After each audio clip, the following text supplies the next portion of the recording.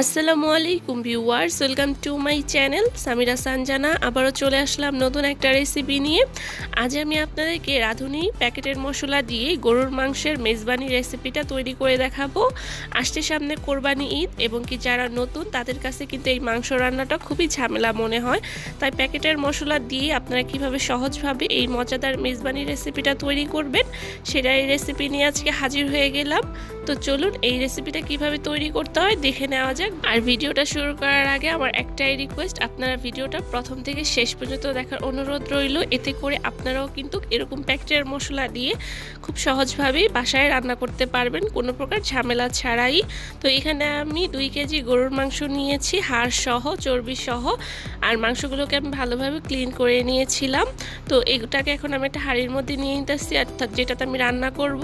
তারপরে এখানে দিয়ে দিলাম আমি 1 কাপ পেঁয়াজ কুচি, দিয়ে দিলাম আধা কাপ সরিষার তেল, আরও দিয়ে দিতেছি এখানে আমি টক দই 2 টেবিল চামচ। এখানে প্যাকেটের গায়ে যেভাবে লেখা ছিল আমি সেম ওই পদ্ধতিতেই রান্না করতেছি। তারপরে দিয়ে দিলাম স্বাদ মতো লবণ। আর এই তো এখানে হচ্ছে রেডিমিক্স মেজবানি মশলাটা গরুর মাংসের। তো আমি প্যাকেটটা আগে থাকতেই ছিঁড়ে ফেলেছিলাম, তো চিন্তা করলাম যে না, আপনাদের সামনে একটু দেখিয়ে এটা করলে ভালো হয়, এতে করে আপনাদের সুবিধা হবে।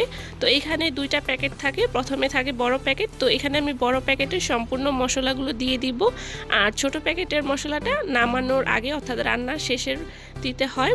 তো এখানে আমি পুরো প্যাকেটের মশলাটা দিতেছি, তবে আপনারা যদি চান এক্সট্রা কোনো মশলা অ্যাড করবেন সেই ক্ষেত্রে এখানে অর্ধেক প্যাকেটের মশলা দিতে পারেন। আর এই প্যাকেটের মশলাতে কিন্তু সব কিছু দেওয়া থাকে, তাই এই রান্নাটা করাটা খুবই ইজি হয়ে যায়। তো এই পর্যায়ে এখানে আমি ভালোভাবে মিক্সড করে নিব হাতের সাহায্যে, চেষ্টা করবেন হাতের সাহায্যে মিক্সড করে নেওয়ার জন্য। আর এই তো এখানে আমার ভালো করে মিক্সড করা হয়ে গেছে। আর আমার হাতে যে মশলাগুলো লেগে আছে ওইটা ধুয়ে এখানে আমি সামান্য পরিমাণ কিছুটা পানি অ্যাড করে দিতেছি। তো এই তো এটাকে এখন আমি ঢাকনা দিয়ে চুলাতে বসিয়ে দিব। আর আমি শুধু আপনাদেরকে পাত্রটা দেখিয়ে দিলাম, যে পাত্রটা দিয়ে এখানে পানিটা অ্যাড করেছি। তো এই তো এখানে প্যাকেটের মশলায় দেখুন যেরকমভাবে লেখা ছিল আমি সেম ওই পদ্ধতিতেই ব্যবহার করতেছি। আর এই সাইডে কিন্তু লেখা থাকে যে প্যাকেটের মশলাতে কি কি মশলা অ্যাড করা থাকে। এখানে গরম মশলা, আদা, রসুন, জিরা, ধনিয়া, জয়ত্রী, মানে সব ধরনের মশলা এখানে অ্যাড করা থাকে, তাই এখানে এক্সট্রাভাবে কোনো মশলা দিতে হয় না, এবং এখানে রান্নার নিয়মটাও লেখা থাকে। তো এই তো এটাকে আমি এখন চুলাতে বসিয়ে দিয়েছিলাম। তো এটা বলক এসে পড়েছে, আমি এখন এটাকে নেড়ে দিব। যারা কিনা নতুন তাদের জন্য আমি মনে করি এই রান্নাটা খুবই সহজ, মানে এক্সট্রাভাবে কোনো মশলা নিতে হয় না। একটা প্যাকেটের মশলা দিয়েই কিন্তু আপনার এই মেজবানির মানে মাংসটা রান্না করা হয়ে যায়। আর এখানে কিন্তু 2 কেজি, মানে প্যাকেটের গায়ে লেখা আছে যে 2 কেজি মাংসের জন্য পুরো 1 প্যাকেট দিয়ে দিতে হবে। তবে আপনারা যদি এখানে 1 কেজি মাংস নেন সেই ক্ষেত্রে এখানে অর্ধেক প্যাকেটের মানে মশলাটা ব্যবহার করবেন। এখানে আমি 10 থেকে 15 মিনিটের মতো মাংসটাকে ভালোভাবে কষিয়ে নিয়েছিলাম। আর মাংসের গায়ের থেকেও কিন্তু বেশ কিছুটা পানি বের হয়েছে। তো এখানে আমি এখন ফুটন্ত গরম পানি দিয়ে দিতেছি মাংসটাকে পুরোপুরি রান্না করার জন্য। তো ফিরে আসছি পুরোপুরি রান্না হওয়ার পরে। তবে আপনারা এখানে মাংসের অনুযায়ী পানি অ্যাড করতে পারেন, অনেক সময় মাংস সিদ্ধ হতে দেরিও হয়।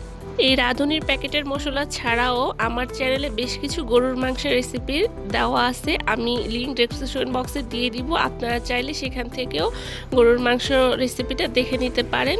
আর এই তো যে পর্যায়ে এরকম মানে ঝোলটা একটু গাঢ় হয়ে আসবে, মাংসটা সিদ্ধ হয়ে আসবে, ওই পর্যায়ে এই ছোট প্যাকেটের যে মশলাটা আছে ওইটা আমি সম্পূর্ণ দিয়ে দিতেছি। তারপরে এখানে আমি দিয়ে দিব 1 মুঠ পেঁয়াজ বেরেস্তা।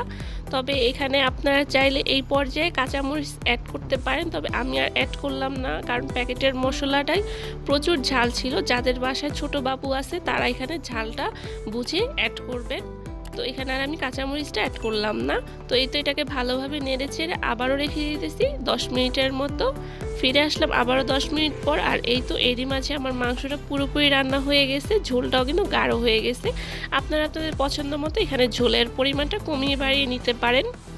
আর এই তো তৈরি হয়ে গেল আমার রাঁধুনি রেডিমিক্স মেজবানি মশলা দিয়েই গরুর মাংসের মেজবানি রেসিপি। আশা করি আপনাদের কাছে আমার এই সহজ রেসিপিটাও ভালো লেগেছে। আসছে সামনে কোরবানি ঈদ, আপনারা চাইলে রেসিপিটা বাড়িতে ট্রাই করতে পারেন, আশা করি নিরাশ হবেন না। আর বিদায় নেওয়ার আগে একটাই রিকোয়েস্ট, চ্যানেলটিকে সাবস্ক্রাইব করে ভিডিওতে একটি লাইক দিয়ে আমার পাশেই থাকবেন। তো আজ এখানেই বিদায় নিচ্ছি, আল্লাহ হাফিজ।